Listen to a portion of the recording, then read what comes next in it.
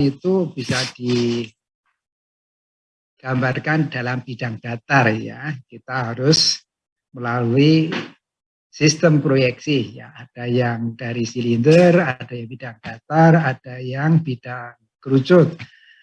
Ya, kalau di Indonesia itu pakai silinder, ya, silinder transversal, sehingga namanya sistem proyeksi Universal Transfer Mercator. Kemudian itu yang digunakan untuk membuat peta topografi, peta rupa bumi yang kalian nanti ya, pada saat sudah bekerja barangkali sering menggunakan peta itu.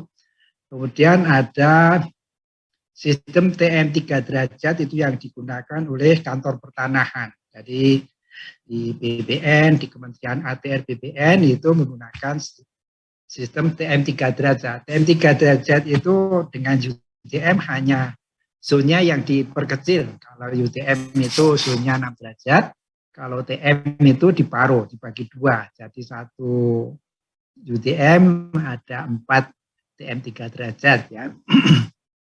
Oke, kita hari ini akan masuk di materi dasar dan metode survei pemetaan. Saya akan print screen dulu supaya ini sudah angka 57, ini kelihatannya angka tertinggi ya. Saya print screen dulu. Nanti kalau ada yang tambah nanti akan saya print. Ya, kira-kira di menit ke 15 nanti akan coba lihat lagi ya. Ini saya perkecil dulu sementara. Iya. Saya perlu pen laser pointer ya. Metode survei pemetaan terestris ini untuk keperluan pemetaan detail ya untuk skala besar. Ini nanti teman-teman teknik sipil terutama untuk kegiatan detail engineering ya detail desain, kemudian setelah detail desain akan dibangun konstruksi itu menggunakan peta skala besar, dan itu metode yang sekarang ini atau sampai saat ini masih digunakan adalah metode survei pemetaan terestris. Untuk skala besar masih menggunakan metode survei pemetaan terestris. Ini yang materi pokoknya itu menjelaskan pengukuran jarak, sudut dan beda tinggi, dasar dan metode pelaksanaan survei pemetaan, nanti ada pengukuran jarak, pengukuran sudut, dan pengukuran beda tinggi ya, nanti yang akan dibicarakan di materi ini. Nah, di dalam survei pemetaan terestris ya kalian sering kadang-kadang temukan di jalan ada orang bawa teodolin nginceng-nginceng gitu ya. Ada tim lainnya yang bawa rambu infar atau bawa target, ini adalah survei terestris. Mereka di lapangan itu yang diukur adalah sudut. Sudut itu ada horizontal dan vertikal. Kemudian arah itu biasanya dari utara ke titik yang dituju ya, seringkali disebut sebagai asimut. Kemudian jarak, kita mengenal jarak miring dan jarak datar. Ya, jarak datar ini yang digunakan untuk pemetaan. Jadi kalau kita membuat peta, itu yang diproyeksikan atau yang digambarkan ke bidang petanya adalah jarak datar. Ya. Kemudian juga bisa diukur beda tinggi. Ya. Kalian tahu persis kalau tukang batu yang di rumah itu untuk membuat level itu menggunakan alat level sederhana itu, kalau supaya dindingnya dibangun bisa selalu datar horizontal. Kalau masang pintu jendela juga didatarkan. Itu namanya apa ya? Saya sering kali lihat bapak tukang yang sedang bangun rumah itu bawa alat itu. Namanya sebetulnya sama ya, waterpass sebetulnya ya, namanya waterpass. Atau kadang-kadang pakai selang ya. Pakai pipa selang plastik itu, kemudian diisi air nanti untuk supaya garisnya bisa horizontal itu antara selang satu dan selang satunya, permukaan airnya dikasih garis itu ya di tembok. itu adalah garis lurus ya, garis yang sama tingginya. Nah, ini ada pengukuran beda tinggi. Nah, ini ya, ini untuk jarak yang kan digambar di peta adalah jarak datar ya, tadi sudah saya sampaikan.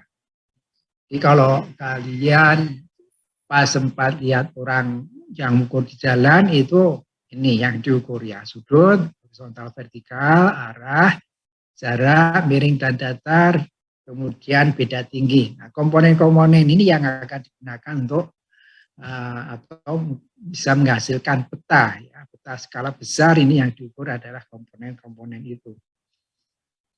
Ini pengertian ini bisa dia digambar ini. W ini adalah sudut horizontal, ya, sudut horizontal yang ada di titik O dari titik C ke titik ini adalah sudut horizontal. Kemudian H ini adalah sudut vertikal. Ya, sudut vertikal ini kalau nolnya ada di bawah, ada beberapa teodolit itu ada yang nolnya di bawah, di horizon ya, pada saat datar itu nol. Sehingga yang dibaca adalah sudut Helling.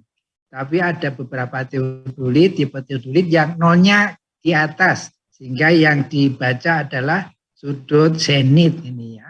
ZA ini sudut zenit. Jadi ada teodolit yang nolnya di sini, ada teodolit yang nolnya di sini. Nanti yang terbaca yang satu Helling, yang satu zenit. Yang perlu dicatat ini harus dipastikan ya alat teodolit yang digunakan itu apakah Helling atau zenit. Karena nanti untuk perhitungan rumus segitiga ini nanti sangat berpengaruh. Kalau yang dibaca zenit berarti Hellingnya sama dengan 90 derajat dikurangi zenit. Tapi kalau yang dibaca sudah Helling berarti tinggal untuk digunakan perhitungan, misalnya perhitungan segitiga ini ya. Sudut zenit, sudut Helling, sudut horizontal. OC ini adalah jarak datar ya, ini jarak datar, ini bilangan horizontalnya, ini adalah jarak datar. Sedangkan OA ini adalah jarak miring. Jarak miring. AC adalah beda tinggi antara titik O dan titik A ya, antara titik O dan titik A. AC adalah tinggi ya, tapi kalau dari O ya berarti beda tinggi dari titik A dan C. Kalau dari titik A berarti titik tinggi dari titik C. Ini adalah AC. Oke. Nah, ini contoh dari gambar yang tadi ya. Ini ada teodolit ya. Dan ini adalah sudut vertikal. Tadi bisa Helling, bisa zenit ya, nggak usah bingung. Dan bisa positif, bisa negatif ya. Kalau ini ngamatinya ke bukit ya positif. Tapi kalau ini ngamatinya ke lembah nanti akan negatif ya, sudutnya negatif ya. Dan ini garis horizontal, ini garis vertikal, ini adalah bidang datarnya ya. Oke. Ini kalau kita gambarkan sketnya permukaan bumi, bisa diganggu nyamuk ini ya. Apa-apa. Ini kalau kita gambarkan sketnya, ini adalah permukaan tanah ya, terrain, permukaan tanah. Beraturan loh ya, permukaan tanah itu ada yang tinggi, ada rendah. Ya nggak karuan ya. Kemudian ini adalah tinggi titik A. Jadi kalau ini ada titik A, ini adalah titik tinggi titik A. Di mana tinggi titik A diukur dari permukaan laut rata-rata, bidang acuan, referensi.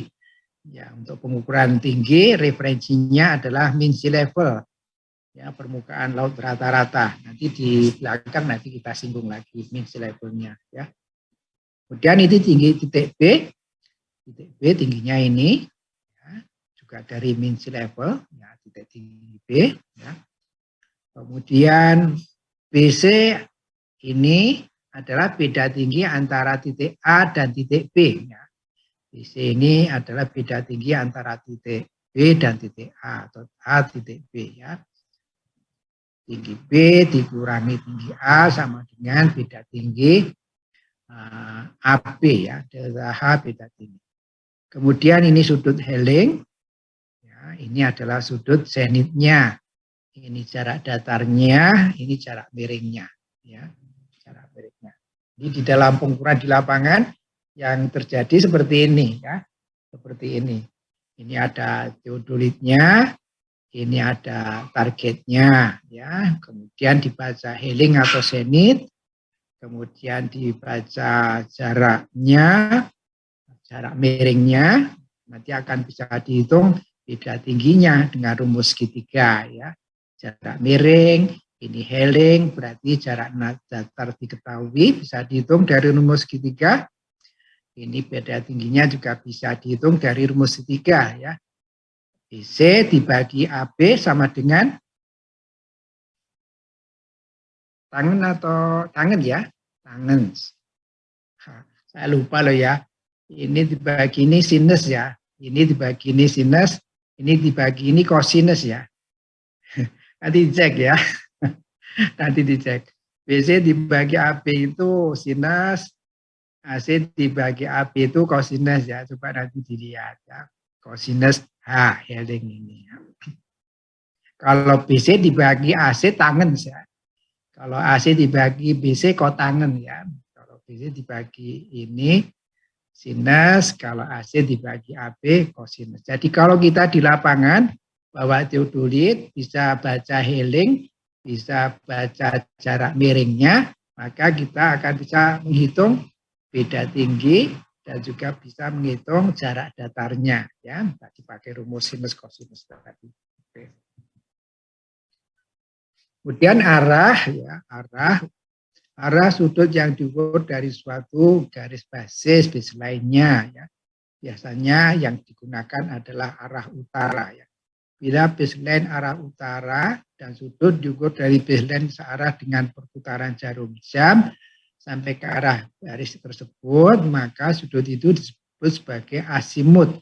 Jadi ini kalau ada arah utara, ini arah ke titik, maka ini adalah asimut. Jangan salah dengan yang tadi loh, yang tadi itu atas, ya, atas, kalau ke titik itu namanya zenit. Kalau ini utara, ya. Yang ini utara, karena sama-sama dua dimensi, nanti jangan sampai bingung. Yang ini zenit, ya, ini ada teodolit, ini ada ke atasnya itu ke atas, ya, ke atas, ya, nolnya di atas. Ini namanya sudut zenit. Kalau yang ini utara. Jadi kalau kita bawa peta, ini adalah utara, ya, arah utara. Nah, arah ke titik ini namanya asimut, ya, asimut dari O ke titik P, ini alfa OP, ya. Nah, arah utara sebenarnya yaitu arah yang menuju ke kutub utara bumi, true north, ya, diperoleh dengan pengamatan astronomi. Ya, arah utara sebenarnya itu arah menuju kutub utara bumi, ya, ini dengan pengamatan astronomi. Ya. Kemudian arah utara magnetik itu yaitu arah utara menuju kutub utara magnet bumi. Itu kalau kita punya kompas, itu arah utaranya arah utara magnetik, ya, arah utara magnetik menuju utara magnet bumi. Ya. Kemudian ada utara grid. Utara grid peta, ya. Di peta kita itu ada apa namanya grid koordinat, itu yang ke arah sumbu Y itu adalah arah utara grid peta, yang arah sumbu X itu adalah arah timur barat peta, ya. Nah, perbedaan arah utara magnetik dengan arah utara sebenarnya disebut dengan deklinasi magnetik. Ya, besar deklinasi magnetik berubah setiap tahun dan berbeda di setiap tempat. Jadi kalau di peta rupa bumi, di peta topografi, itu di bagian bawah, di legenda bagian bawah, kiri bawah itu ada keterangan, ya, berapa besar deklinasi magnetiknya. Ya. Ada utara peta, ada utara sesungguhnya, dan ada utara magnetik. Ada 3 arah utara itu. Ya, besar deklinasi magnetik selalu diinformasikan di bagian tepi peta, ya. Nanti ada di belakang kelihatannya ada. Atau yang di slide kemarin itu ada peta rupa bumi, itu ada informasi tentang arah utara peta, arah utara magnetik, dan arah utara sesungguhnya, arah utara bumi.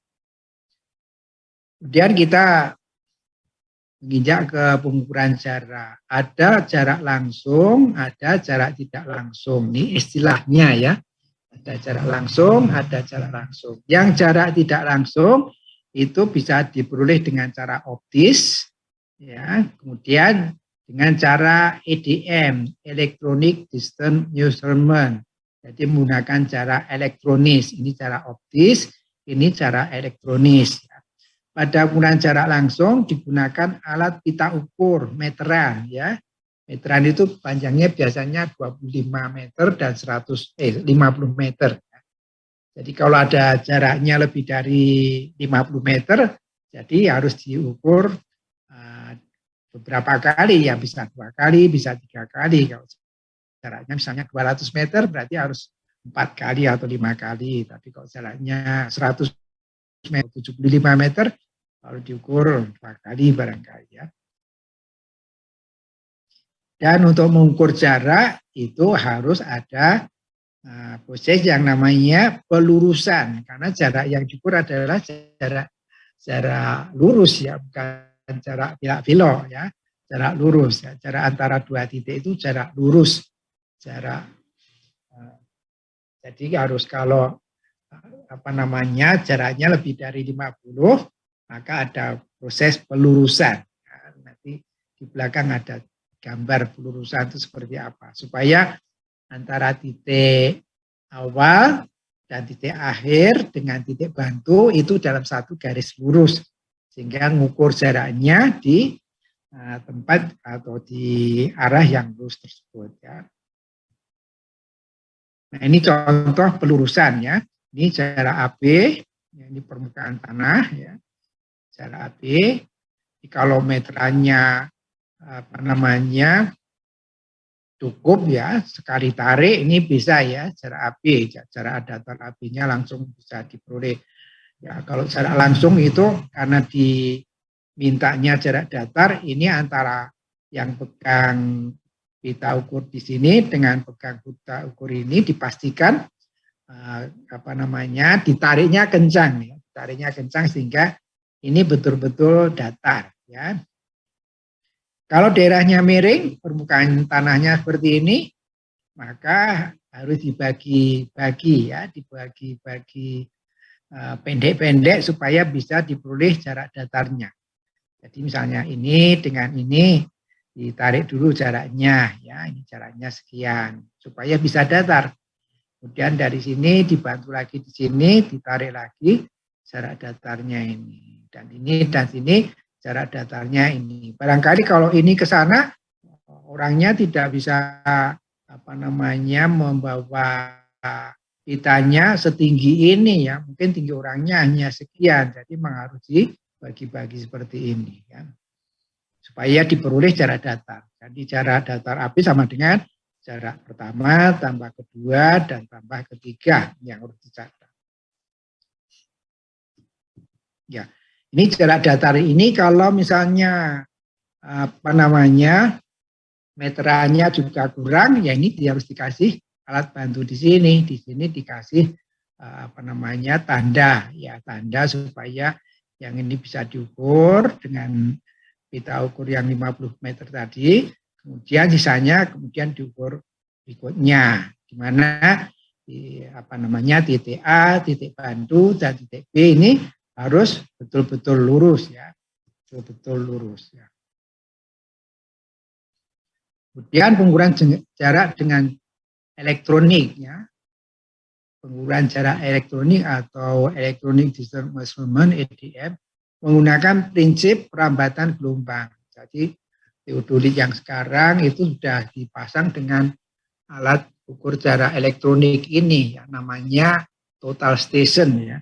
Meskipun di kampus itu di geodesi masih menggunakan, kalau praktikum juga masih menggunakan alat teodolit biasa ya, alat teodolit yang belum dilengkapi dengan perlengkapan elektronik ini ya untuk belajar, untuk praktikum itu ya. Alatnya disebut dengan EDM ya, digunakan pertama kali tahun 50 oleh perusahaan Geodimeter. Alat ukur jarak elektronik itu pertama kali dibuat tahun 50. Pada umumnya jangkauan jarak elektronik itu bisa antara 5 kilo sampai 10 kilometer. Jadi untuk jarak yang jauh, daerahnya datar, saling terlihat, itu bisa diukur dengan EDM ini. Ya.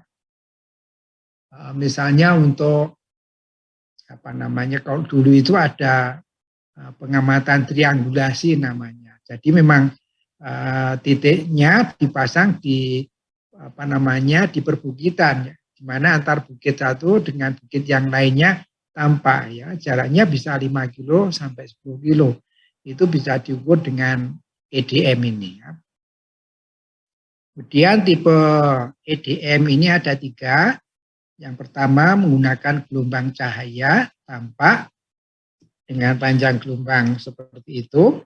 Kemudian menggunakan inframerah, gelombang inframerah yang memiliki panjang gelombang seperti ini. Dan yang ketiga adalah menggunakan sinar laser.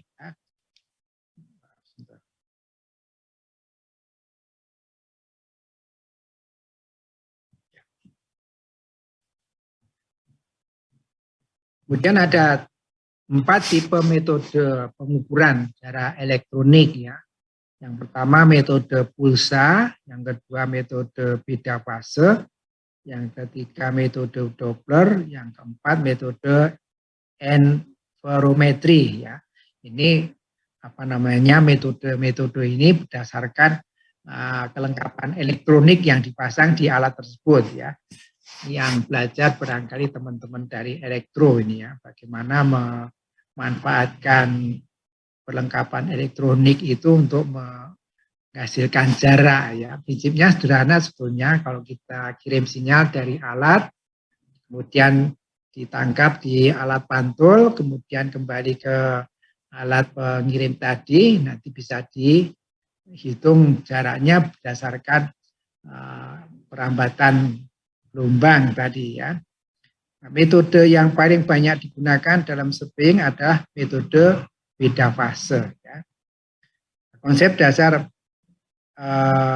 jarak elektronik dalam ukur jarak yang tempuh sinyal gelombang elektromagnetik yang dipancarkan dari alat yang dipancar suatu titik pada ujung garis yang akan diukur jaraknya, kemudian sinyal dipantulkan menggunakan reflektor dan dikembalikan ke alat ukur tadi, ya, kemudian akan tercatat berapa beda fasenya, kemudian kalau kecepatan gelombangnya diketahui, maka jaraknya bisa dihitung ya. Ini alat EDM-nya, ini ada reflektor, ya, ini dipancarkan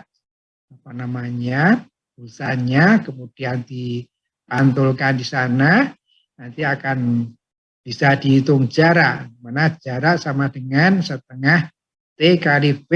T adalah waktu lintasan sinyal pulang pergi, V-nya adalah kecepatan perambat gelombang elektromagnetik. Jadi rumus sederhana ya.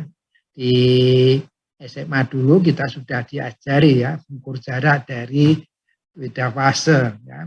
Jadi sama dengan setengah karena ini ada waktu ke sana dan waktu ke sini. Jadi kalau separuhnya jadi setengah, ini kecepatan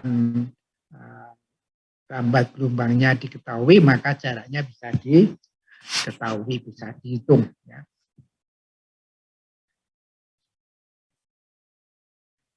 Kemudian yang menggunakan beda fase, ini sama saja ya, dipancarkan, dipantulkan, jaraknya sama dengan setengah N plus delta N kali panjang gelombang. Jaraknya ini jumlah gelombang penuh N, kemudian delta E-nya gelombang yang tidak penuh, kemudian ini satuan panjang gelombang. Jadi D sama dengan setengah M plus delta N kali panjang gelombang. Ya, ini rumusnya juga rumus sederhana. Ini alat yang kita kenal dengan alat EDM. Ya, dulu alat EDM itu masih terpisah dengan teodolit, jadi dipasang di atas. Ini teodolitnya, kemudian EDM-nya dipasang di atas teodolit. Ya, ini khusus untuk mengukur jarak, sedangkan sudutnya diukur menggunakan teodolit. Ya. Yang sekarang ini sudah dimasukkan di sini, jadi tidak ada alat ini. Ya, alatnya ini sudah dimasukkan di teodolit. Ya. Ini reflektornya. Ya. Jadi dari sana dipantulkan di reflektor ini, kemudian dibalik sana, nanti akan ketemu jarak. Ya, alat-alat yang sekarang ini reflektornya juga tidak perlu menggunakan alat khusus reflektor ini. Ya. Semua benda itu bisa digunakan sebagai reflektor. Jadi kalau kita mau mengukur jarak ke pohon ini misalnya, ya tinggal dibidik ke pohon itu, nanti akan ketemu jarak dari alat tadi ke pohon ini. Kalau mau ukur jarak ke dinding ini misalnya, ya tinggal alatnya ditujukan ke titik ini, nanti akan diperoleh jarak ke titik di dinding ini. Ya, dulu dan sekarang beberapa alat masih menggunakan ini ya, sistem menggunakan reflektor ini. Yang menggunakan target sembarang itu harganya memang masih sangat mahal ya. Ini dengan adanya ini tidak tahu, tapi alatnya atau sistem gelombangnya seperti apa yang saya tidak tahu, tapi dengan yang menggunakan reflektor ini harganya masih di bawah ya, masih di bawah daripada alat yang tadi ya. Reflektornya bisa apa saja. Kemudian teodolit ya, alat untuk mengukur sudut ya, sudut horizontal dan sudut vertikal itu gambarnya seperti ini. Ini alat yang versi lama, di mana bacaan sudut horizontalnya tampak, bacaan sudut vertikalnya juga tampak. Ya, ini bisa langsung dibaca di sini. Yang horizontal juga bisa langsung dibaca di alat baca ini ya. Kemudian ini ada NIVO. NIVO itu kalau tukang batu itu suka bawa itu butterpass ya, NIVO butterpass. Jadi fungsinya untuk membuat supaya alat ini horizontal ya. Di sini juga ada NIVO supaya alat ini betul-betul bisa horizontal. Ini diatur dengan NIVO-NIVO ini tadi. Ini ada skrup penggerak supaya alat ini bisa berputar 360 derajat. Ini juga ada skrup di sana yang membuat teropong ini bisa ke atas maupun ke bawah.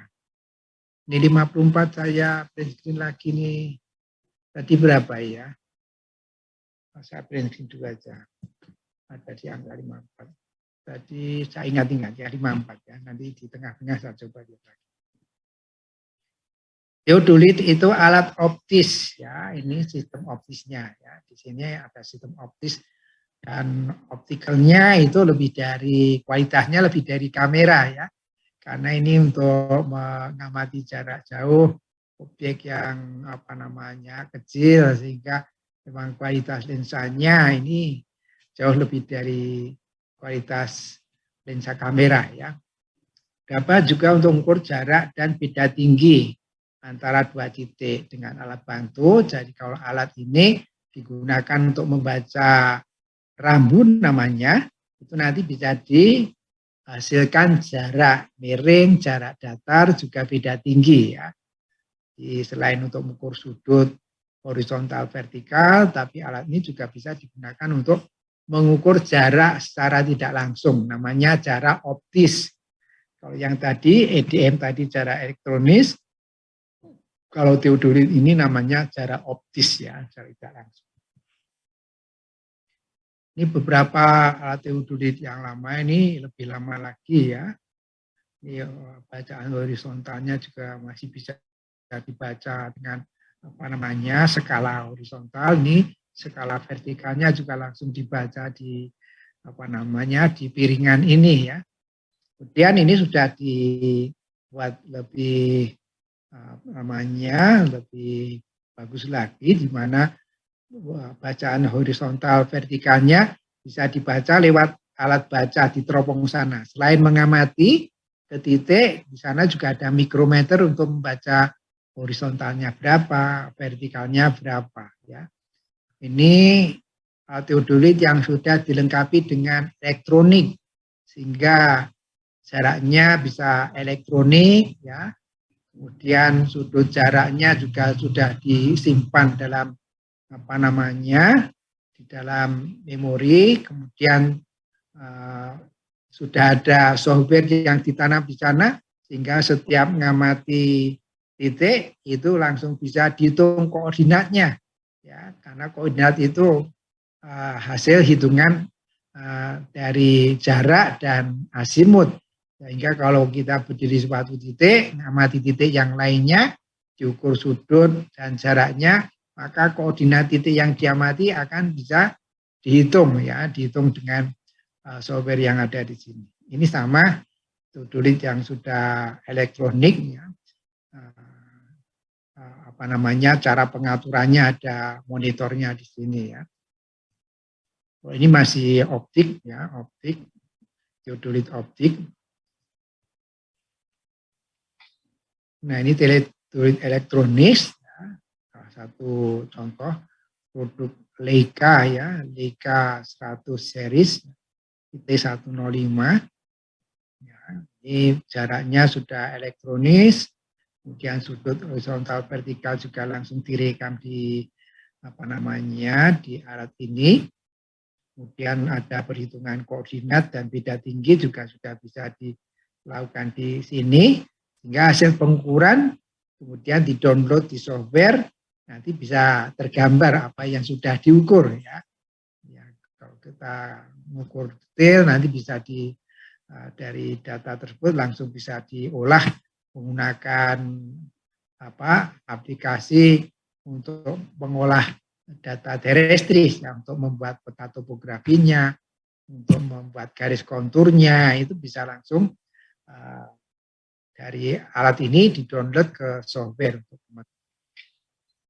Ini comparison, ya, yang tadi antara teodolit dan EDM itu sudah dijadikan satu di sana, ya. Kemudian juga sudah ada software yang ditanam di sana, sehingga setiap kali melakukan pengukuran itu beda tinggi, jarak dan koordinatnya bisa langsung ditentukan. Jadi pada saat kita ngamati ini koordinatnya tahu, beda tinggi antara titik ini dengan titik pengamat juga tahu, ya, langsung bisa dihitung. Kalau kita mengukur jalan, ya, dari titik 1, kedua, ketiga, keempat sampai ujung jalan satunya, maka jalan tersebut langsung bisa digambarkan. Kemudian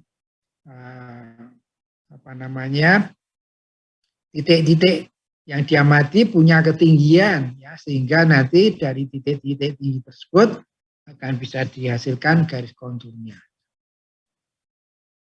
Total assistant alat ukur yang terdiri dari teodolit dan ukur jarak elektronik terintegrasi tadi yang sudah saya jelaskan. Jadi ada alat ukur sudutnya, tapi alat jaraknya sudah elektronik. Dilengkapi dengan mini komputer, ya, sehingga hasil sudah berupa koordinat, ya.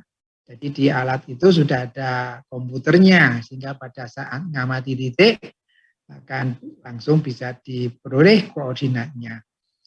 Dilengkapi dengan modul program aplikasi yang sangat membantu pengguna untuk melakukan pekerjaan pengukuran. Jadi data koordinat tersebut ada coding, misalnya pas mengukur jalan di kode A, jadi titiknya A1, A2, A3 dan seterusnya itu kelompok jalan.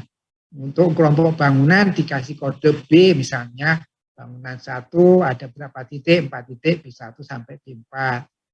Bangunan kedua kodenya tetap lagi, penomoran titiknya berurutan selanjutnya, ya, ada modul untuk itu, ya, sehingga pada saat diambil datanya ditampilkan ke software, nanti jalannya langsung akan terhubung, kemudian bangunan itu juga akan terhubung bentuknya, ya, sehingga bisa digambarkan. Lengkapi dengan memori sehingga tidak perlu mencatat lagi, ya. Kalau di teodolit optis itu data ukuran sudut, horizontal, vertikal, kemudian jarak optis itu harus dicatat pakai buku catatan ya. Kalau ini semuanya sudah kode yang diamati, misalnya jalan, saluran, bangunan, itu bisa diberi kode semua ya, sehingga pada saat di upload di komputer ya, itu sudah kita bisa gambarkan, oh ini jalan, langsung bisa digambarkan jalan, yang bangunan, yang saluran, ya tergantung detail apa yang digambarkan. Misalnya batas sawahnya, ya batas bidang-bidang sawah itu juga bisa dikasih kode ya, sehingga nanti pada saat menggambarkan di petanya sudah tidak bingung. Ini contoh total station tadi ya, so bisa. Banyak produk Jepang ya, alat-alat seperti ini. Awalnya memang dari Swiss ya, Wheel itu yang terkenal. Awal-awal menemukan alat-alat untuk pengukuran, ya, alat untuk pengukuran terestris, fotogrametris itu produk awalnya itu dari Swiss, Switzerland ya. Tapi kemudian Jepang juga sudah bisa memproduksi alat-alat survei tersebut ya. Sekarang juga Cina juga sudah memproduksi alat-alat survei ini ya.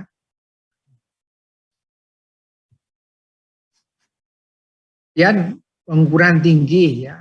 Kita bicara tentang pengukuran tinggi, pengertian tinggi. Tinggi suatu titik di bumi didefinisikan sebagai jarak vertikal terhadap suatu bidang referensi. Tinggi itu jarak vertikal terhadap bidang referensi ya. Bidang referensi yang digunakan adalah bidang niveau, bidang ekuipotensial gaya berat yang berimpit dengan mean sea level. Jadi titik nolnya itu di mean sea level. Jadi kalau kita mengukur tinggi suatu titik, itu titik nolnya adalah di mean sea level. Atau disebut sebagai bidang geowidth ya. Bidang geowidth, permukaan fisis bumi, ini berimpit dengan mean sea level. Berimpit dengan mean sea level, permukaan laut rata-rata. Tinggi diukur sepanjang garis arah gaya berat, jadi arah unting-unting. Jadi arah arah vertikalnya itu arah unting-unting ya. Kalau kita gantungkan unting-unting itu arah vertikal dari tinggi itu ya. Tinggi itu yang melalui titik yang garis arah gaya berat potongan Garut dengan bidang niveau, gambarnya seperti ini. Kalau kita mengukur titik A tingginya berapa? Titik A tingginya HA. Itu nolnya di mana? Nolnya adalah mean sea level ini ya. Permukaan laut rata-rata. Di kita itu sudah punya titik, distribusi titik. Nah, titik-titik tinggi yang dipasang di sepanjang jalan-jalan utama itu ya, tiap jarak sekitar 2 kiloan, ada yang 5 kiloan, itu ada titik-titik yang diketahui tingginya terhadap mean sea level ini. Gunanya untuk apa? Untuk kalau ada orang akan melakukan pemetaan, itu bisa diikatkan ke titik-titik tersebut. Titik-titik tersebut yang mengukur adalah BIG, Badan Informasi Geospasial, atau Badan Koordinator Survei dan Pemetaan zaman dulu ya. Itu memang mereka memasang titik-titik tinggi di sepanjang jalan-jalan utama ya, jalan provinsi, jalan kabupaten, jalan kota pada jarak tertentu ya. Ada yang jarak 5 kiloan, ada yang 2 kiloan.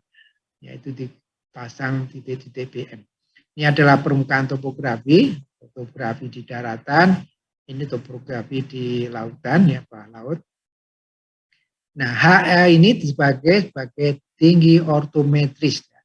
Ini adalah arah unting-unting atau arah gaya berat. Ya. Kemudian HA ini disebut tinggi ortometris, tinggi terhadap mean sea level, ya, tinggi ortometris. Apa gunanya tinggi ya dalam kegiatan teknik sipil? Banyak sekali ya, kalau kita mau membangun bendungan, mau membangun saluran irigasi, mau membangun jalan, itu perlu informasi tinggi. Alinemen vertikal perlu tinggi, membawa air dari bendungan sampai ke saluran tersier perlu informasi tinggi. Ya. Membangun pelabuhan juga harus diketahui tingginya. Ya. Jadi hampir setiap kegiatan perencanaan konstruksi sipil memerlukan data tinggi. Pembangunan jalan, jembatan, terowongan, lapangan terbang supaya datar, pelabuhan, perumahan, ya, supaya bisa mendistribusikan limbah airnya, ya, saluran irigasi, bendungan, semua memerlukan data tinggi, ya, supaya air bisa mengalir. Kemudian kita kemarin sudah sempat menyinggung ini ya, topografi, geoid, dan ellipsoid ya. Ini adalah geoid. Geoid itu adalah berimpit dengan permukaan laut. Permukaan bumi fisis itu geoid ya. Berimpit dengan permukaan laut rata-rata. Ini adalah geoid ya, yang titik-titik ini ya. Kalau di pas ada laut ya dia nempel di permukaan laut rata-rata. Kalau pas enggak di laut ya ini adalah permukaan laut rata-ratanya. Kemudian ini ada permukaan bumi sesungguhnya, earth surface ya. Bentuknya seperti ini. Ada gunung, ada bukit, ada lembah. Kemudian ini ada ellipsoid ya. Kita kemarin sudah bicara ellipsoid pada saat bicara proyeksi peta. Ya. Bidang ellipsoid ini yang akan digunakan untuk menggambar peta.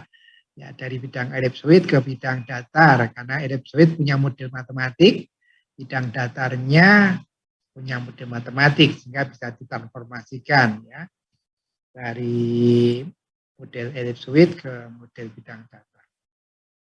Ini gambar yang detail lagi. Ini adalah turun kan ya tadi 54 sekarang 51 ya untung saya cetaknya di angka 54.